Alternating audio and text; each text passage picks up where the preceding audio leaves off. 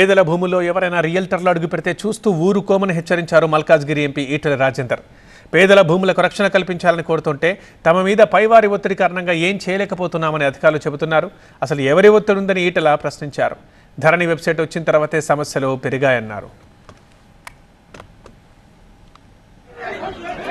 కొర్రెమల గ్రామంలో 2076లో ఆల్మోస్ట్ 70%, 60-70% ఇప్పటికే ఎల్ఆర్ఎస్ కట్టి ఉన్నాయి. కాబట్టి వాళ్ళ జాగలలో వాళ్ళు ఇల్లు కట్టుకుంటే ఎవడైనా ఆపితే చీల్చి చెండాడుతాం. నా కొడుక గుర్తుపెట్టుకోండి.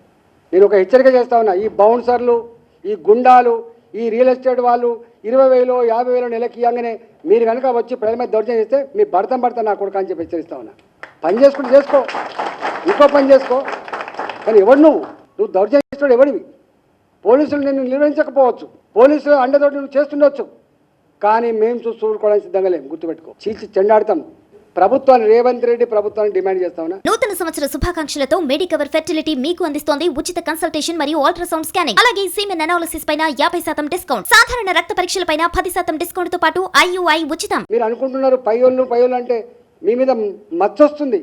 మీ ఇద్దరు తమ్ముళ్ళు మొత్తం ల్యాండ్ పోయి పంచుకొని ఈస్ట్ హైదరాబాద్ ఈయన చేసుకుంటుండు, వెస్ట్ హైదరాబాద్ ఆయన చేసుకుంటూ నడుస్తుంది.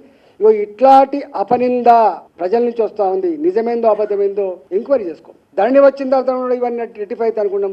ధరణి వచ్చిన తర్వాత ఇంకెక్కువైపోయినాయి. 100% ఇట్లాంటి పెద్ద 1000 ఎకరాలు, 500 ఎకరాలు, 10,000 కోట్ల భూములు, 20,000 కోట్ల భూములు ఏవైతున్నాయో ఇవాళ కాళేశ్వరం మీద ఉండే డబ్బుల కంటే కూడా 100 రెట్లు ఎక్కువైన సంపద. ఇది ఎవరికి తెలియదు. ఇలా ఇవన్నీ కూడా భాజపా ముఖ్యమంత్రుల కార్యాలయాలలో ఇట్లాంటి వాటికి ప్రణాళికలు రూపొందించి చేస్తున్నారు అనేది గతంలో ఇవాళ మనకు అర్థమైపోయింది. ఇవాళ కూడా మళ్ళీ గదే నడుస్తుంది. ఇది మంచిది కాదు. తస్మాత్ జాగ్రత్త అని చెప్పి హెచ్చరిస్తా ఉన్నాం.